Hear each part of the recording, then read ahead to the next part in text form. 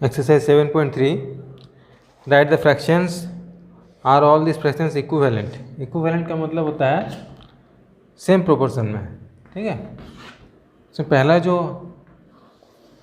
Diagram दिया है इस तरह से हाफ सर्कल में शेडिंग किया हुआ है, तो इसमें दो पार्ट है और उसमें से एक पार्ट में शेडिंग है, इसका आंसर हो जाएगा 1/2। इसका सेकेंड डायग्राम दिया हुआ है इस तरह से, इसमें दो पार्ट में शेडिंग है और टोटल 4 पार्ट है, तो जितना टोटल पार्ट है वो नीचे रहता है, जितना पार्ट में शेडिंग रहता है वो ऊपर रहेगा। तो इसको अगर हम सिंपलेस्ट फॉर्म में लाएंगे तो क्या हो जाएगा, 2 1 जा 2, 2 2 जा 4, तो इसका भी आंसर आया 1/2। नेक्स्ट डायग्राम इस तरह से 6 पार्ट में डिवाइड है, जिसमें से 3 पार्ट में शेडिंग किया हुआ है, तो 3/6। इसको भी कैंसिल करेंगे तो 3 1 जा 3, 3 2 जा 6, तो इसका भी आंसर है 1/2, ठीक है। और फिर नेक्स्ट है 8 पार्ट में डिवाइड है,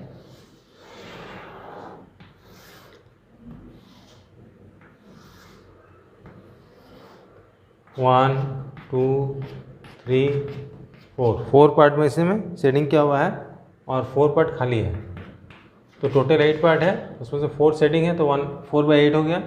इसको कैंसिल करेंगे तो आएगा 1/2।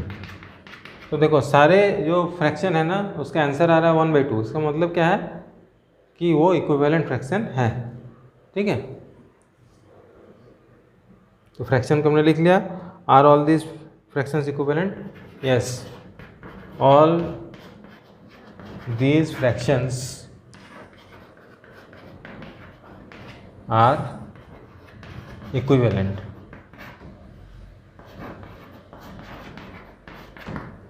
नेक्स्ट बी नंबर का भी इसी तरह से बनाना, कितना में फिगर में दिया हुआ है शेडिंग और कितने में नहीं किया हुआ है, और फिर सभी का अगर रेशियो सेम आ जाएगा तो इक्विवेलेंट फ्रैक्शन होगा। Question number 2, write the fractions and pair up the equivalent fractions given from each row. Question number 2 में भी हम लोग पहले फाइंड कर लेंगे जैसे किसका फ्रैक्शन कितना आ रहा है। इसमें डायग्राम नहीं बना रहा हूँ, डायरेक्ट बुक देख के मैं आंसर को बता रहा हूँ, ठीक है। इतना सारा डायग्राम बनाना भी पॉसिबल नहीं है। Question number 2, A B C D E इस तरह से 5 डायग्राम बने हुए इधर, और 1 2 3 4 और 5 इधर भी 5 डायग्राम बने हुए हैं। ए डायग्राम में 1/2 होगा आंसर, बी का हो जाएगा 4/6, 4/6, सी का हो जाएगा 3/9, डी का हो जाएगा 2/8 और ई का हो जाएगा 3/4। इस तरह से 4 डायग्राम हमने, पांचों डायग्राम का फ्रैक्शन निकाल लिया। अब इस पार्ट का फ्रैक्शन निकालेंगे। 1 2 3 4 5 6, टोटल 6 पार्ट में इसमें कलर किया हुआ है। टोटल पार्ट है 1 2 3 4 5 6 7 8 9 10 11 12 13 14 15 16 17 18, टोटल 18 पार्ट्स हैं। इस क्वेश्चन नंबर 2 में 1 2 3 4 में शेडिंग है और टोटल 8 पार्ट है। फिर 1 2 3 4 5 6 7 8 9 10 11 12/16, फिर है 1 2 3 4 5 6 7 8 8/12, और उसके बाद है 1 2 3 4/1 2 3 4 5 6 7 8 9 10 11 12 13 14 15 16।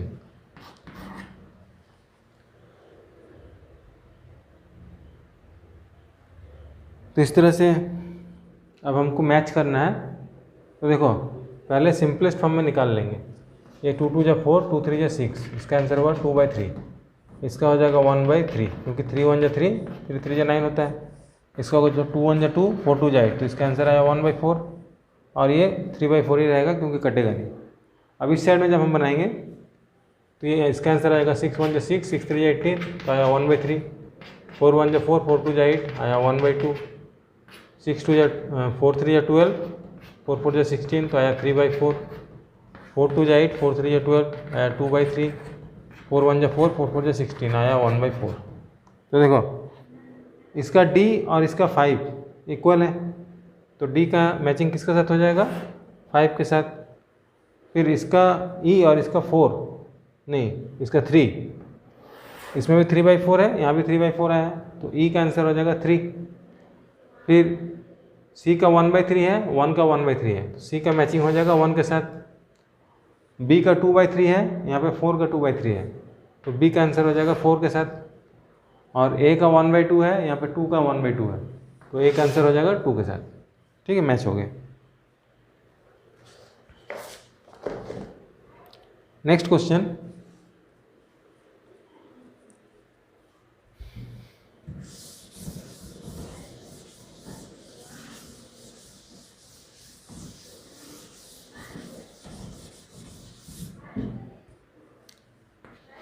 Replace the box in each of the following bye correct number.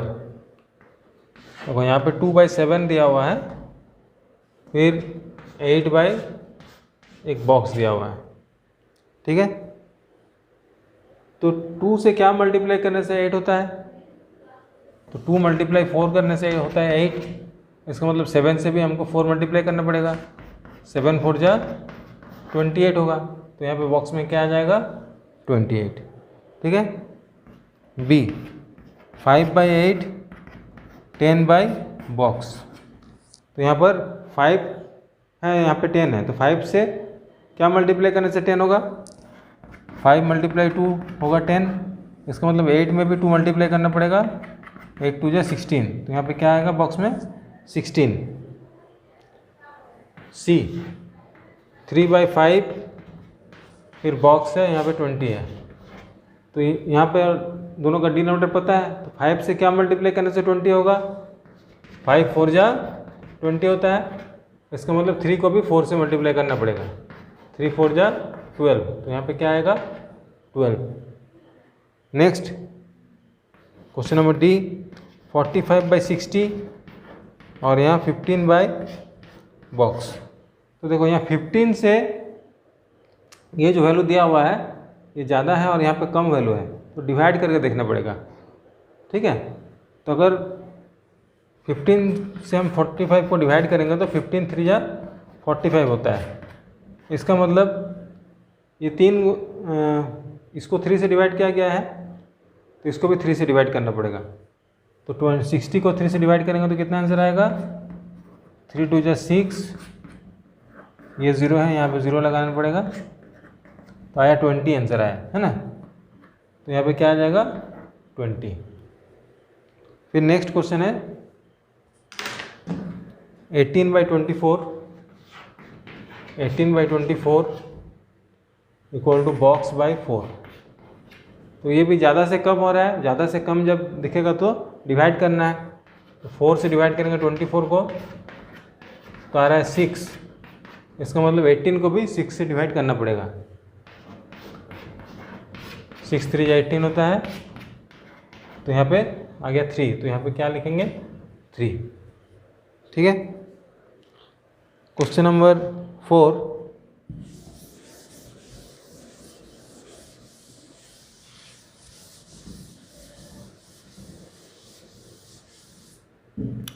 Question number 4 देखो, find the equivalent fraction of 3/5 having denominator 20। ये 3/5 है, फिर एक बॉक्स बना देंगे ऊपर में। इस क्वेश्चन में डिनोमिनेटर दिया हुआ है, नीचे वाला जो नंबर है तो उसको बोलते हैं डिनोमिनेटर। तो यहाँ पे डिनोमिनेटर कितना दिया है? 20। तो 5 से ये बढ़ के हो गया 20, तो क्या मल्टीप्लाई किए? 5 4 जा 20 होगा, 5 4 जा 20 हो रहा है। इसका मतलब 3 को भी 4 से मल्टीप्लाई करना पड़ेगा, तो आया 12, तो यहाँ पे क्या आ जाएगा? 12। फिर नेक्स्ट क्वेश्चन में वही 3/5 है, लेकिन यहाँ पर न्यूमरेटर 9 है, मतलब ऊपर में 9 दे दिया है, नीचे का बॉक्स का आंसर पता करना है। तो 3 से कितना मल्टीप्लाई करने से 9 होगा? 3 3 जा 9 होता है। तो ये जो 3 हमने मल्टीप्लाई किया, इसी 3 से 5 को भी मल्टीप्लाई करना पड़ेगा। तो 5 3 जा 15, तो यहाँ पे क्या आएगा? 15। ठीक है, यहाँ पे 4 मल्टीप्लाई किए थे तो आया था 12। यहाँ पर 3 मल्टीप्लाई किए क्योंकि 3 3 जा 9 होता है, तो यह भी 5 3 जा 15 हो जाएगा। फिर है denominator 20।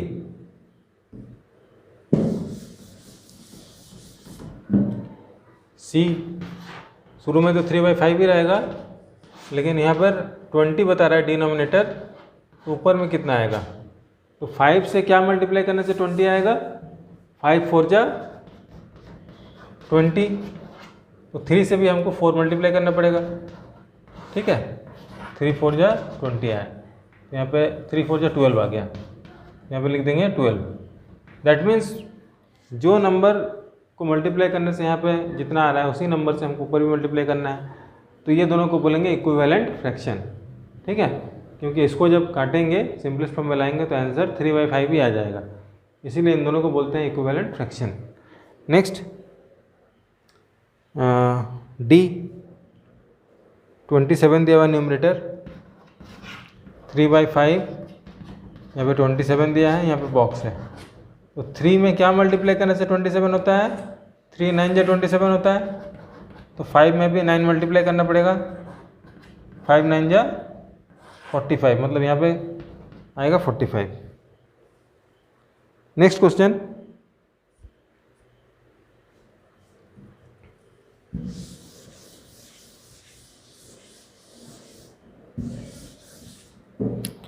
Find the equivalent fraction of 36/48।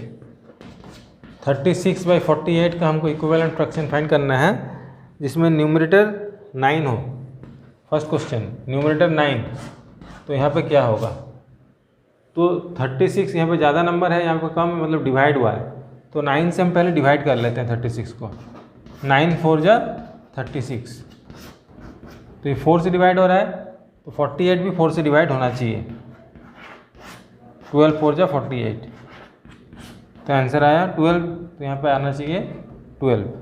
ठीक है, नेक्स्ट है डिनोमिनेटर 4। इसी क्वेश्चन में डिनोमिनेटर 4 होना चाहिए। बी 36/48 और डिनोमिनेटर हो गया 4, तो ऊपर में क्या होगा? तो यहाँ 4 है, तो 4 से डिवाइड करके देखते हैं।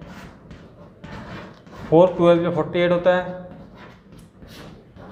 दैट मीन्स 12 से ये डिवाइड हो रहा है, तो 12 से इसको भी डिवाइड करेंगे। 12 3 जा 36, 3 आया, तो इसमें आंसर आ जाएगा 3। ठीक है,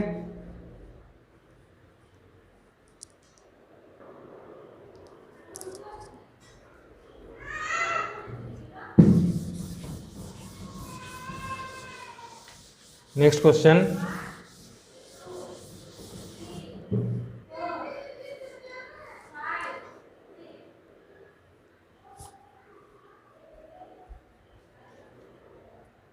check whether the given fractions are equivalent. Question number 5 and 6. इसमें दिया हुआ है 5/9 और 30/54। क्या ये इक्विवेलेंट फ्रैक्शन है या नहीं है, हमको चेक करना है। दो तरीके से इसको चेक कर सकते हैं, एक तो ये और ये मल्टीप्लाई करके, इसका न्यूमरेटर इसके डिनोमिनेटर से मल्टीप्लाई करके देखते हैं। 5 4 जा 20, 5 5 जा 25 + 2 27, और 9 से 30 को, तो देखो दोनों का ही आंसर सेम आया, तो इसका आंसर हो जाएगा यस। ठीक है, दूसरा तरीका ये है, ये तो सिंपलेस्ट फॉर्म में है। 30/54 को भी काटेंगे, तो 5 6 जा 30, सॉरी 5 6 जा 30, 5 6 9 जा 54, तो इसमें भी देखो यहाँ भी 5/9 आ गया, है ना, काटने से। ये भी 5/9 था, यहाँ भी 5/9 आया काटने से, तो ये दोनों इक्वल हो गया। सबसे ज़्यादा अच्छा तरीका है ये वाला मल्टीप्लाई करने वाला। इसको इससे मल्टीप्लाई और इसको इससे क्रॉस मल्टीप्लाई करेंगे, तो फिर अगर दोनों का वैल्यू सेम आ जाएगा तो इक्विवेलेंट फ्रैक्शन है, और नहीं आएगा तो नो हो जाएगा। 3/10, 12/50, इसमें 3 को 50 से मल्टीप्लाई करेंगे तो आएगा 150, और 10 को 12 से मल्टीप्लाई करेंगे तो आया 120। तो इसमें अलग अलग आंसर आ गया, तो ये हो जाएगा नो, ये इक्विवेलेंट फ्रैक्शन नहीं है। नेक्स्ट सी, 7/13, 7/13, 5/11, यहाँ क्रॉस मल्टीप्लाई करेंगे। 7 × 11 = 77, एंड 13 × 5 = 65। यहाँ भी अलग अलग आंसर आया है, तो हो जाएगा नो। ठीक है। Next question, question number 7, reduce in the simplest form.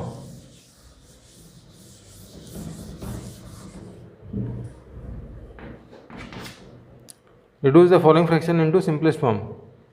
48/60, 48/60। तो इसमें हम देखेंगे कि क्या कौन से कॉमन नंबर से इन दोनों कट जाएगा या डिवाइड हो जाएगा। तो 12 4 जा होता है 48, और 12 5 जा 60। हमने 12 से इसको काट दिया। अगर इस तरह से करने में दिक्कत आता है तो इस तरह से भी कर सकते हो। 48/60 क्वेश्चन है, तो 48 का हम फैक्टर निकाल लेंगे। ये आया 24, ये आया 12, है ना। 2 से डिवाइड करते जा रहे हैं इसको, 2 3 या 6, फिर 3 1 या 3। तो इसका आंसर क्या क्या आया, 2 × 2 × 2 × 2 × 3। 1 लिखने का ज़रूरत नहीं है। और उसी तरह से 60 का भी निकालेंगे, तो 60 का क्या क्या आएगा, 30 आया पहले 2 से करने से, फिर 15 आया, फिर 15 को मैं 3 से कर दिया, 3 5 × 15, फिर 5 को 1 से किया, तो आया 2 × 2 × 3 × 5। ठीक है। अब देखो, तो यहाँ पर क्या हुआ, 2 और 2 बच गया, 2 × 2 बचा, नीचे में 5 बचा, तो इसका आंसर हो जाएगा 4/5। देखो यहाँ भी 4/5 आया था, यहाँ भी 4/5 आया, लेकिन इसमें क्या है, अगर आप लोग को टेबल याद रहेगा तो जल्दी से आप काट पाओगे। 4 12 जो 48, 5 12 जो 60, तो हमने 12 से डायरेक्ट डिवाइड कर दिया। अगर ऐसा नहीं कर पाओगे तो पहले से फैक्टर निकाल लेना सबका, फिर जो जो कॉमन है उसको काट देंगे। नेक्स्ट है 150/60, 150/60, 7 का बी।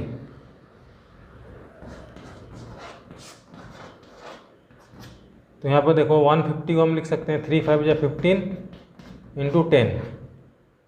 ठीक है, 10 को भी लिख सकते हैं 5 2 या 10, इस तरह से अगर बनाएंगे तो। और 60 को लिख सकते हैं 2 3 या 6, 6 10 या 60 होता है, तो 10 को लिख सकते हैं 5 2 या 10। तो अगर हम इसका फैक्टर निकालेंगे तो ऐसे आएगा, 5 5 कैंसिल हुआ, 3 3 कैंसिल हुआ, 2 2 कैंसिल हुआ, तो क्या बचा 5/2। ठीक है। या फिर इसको ऐसे भी बना सकते हो 150/60, जब भी लास्ट में 0 0 दिखे तो पहले 0 को काट देना, तो आया 15/6। अब 3 2 जा 6 होता है, 3 5 जा 15 होता है, तो 3 2 जा 6, 3 5 जा 15, 5/2। तो किसी भी तरीके से बना सकते हो, आंसर वही आएगा। नेक्स्ट क्वेश्चन है 84/98,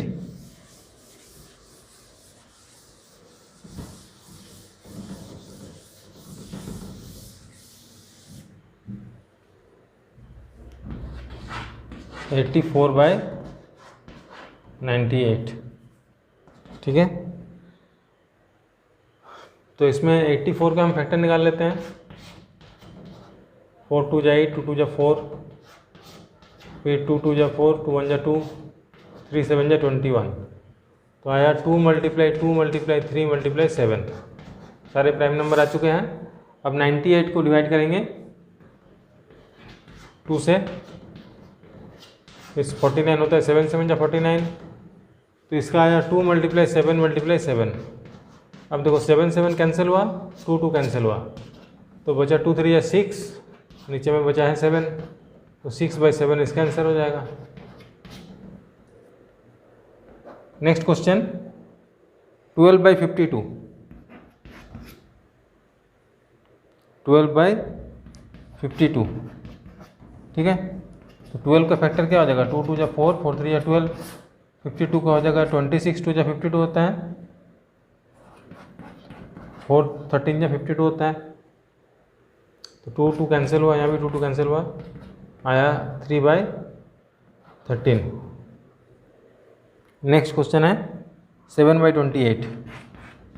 7/28 तो ये हो गया 7 × 1, 7 1 7 होता है, 28 का 4 7 जा 28 होता है, तो आ गया 1/4 डायरेक्ट। ठीक है, इसको डायरेक्ट कर सकते हो, 7 1 जा 7, 7 4 जा 28।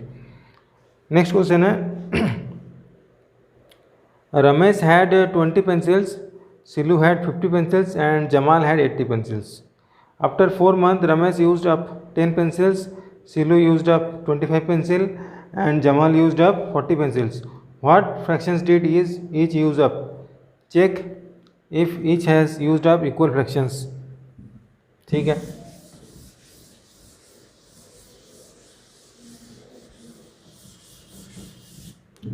क्वेश्चन नंबर 8 में रमेश के पास 20 पेंसिल था, लेकिन 4 महीना बाद उसने 10 पेंसिल को यूज़ कर लिया, तो what fraction did each use up? Fraction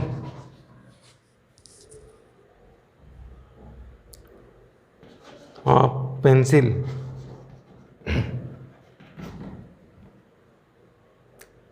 Ramesh used up equal to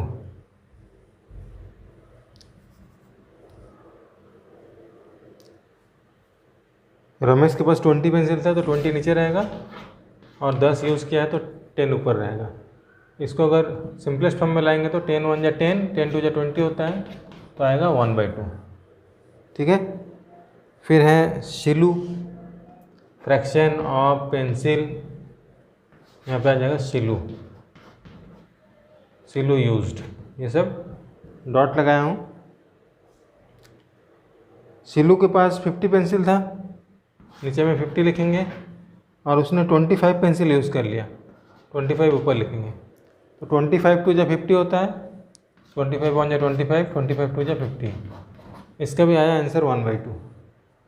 फिर fraction of pencil Jamaal, JAMAAL, Jamaal used equal to, Jamaal के पास 80 पेंसिल था, 80 नीचे लिखेंगे, और उसने 40 पेंसिल यूज़ कर लिया, 40 पेंसिल ऊपर लिखेंगे, 41 जा 40, 42 जा 80, 1/2। तो सभी का जो फ्रैक्शन आ रहा है वो इक्वल आ रहा है, तो सभी का फ्रैक्शन हम निकाल लिए हैं, उसको चेक भी कर लिए हैं। Yes, each fraction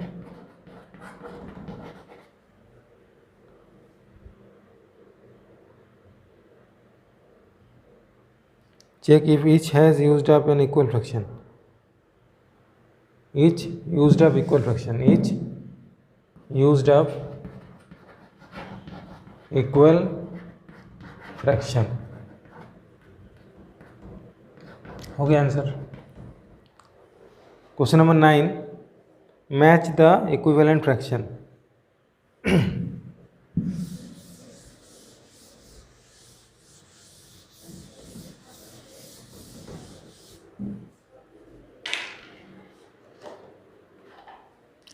match the equivalent fraction 9 number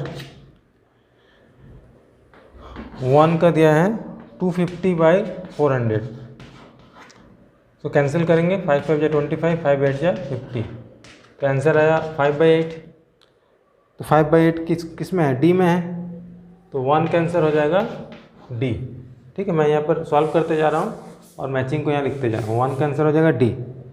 फिर 2 का दिया है 180/200, सो कैंसिल किए, 0 0, 9 2 जा 18, 10 2 जा 20, तो आंसर है 9/10।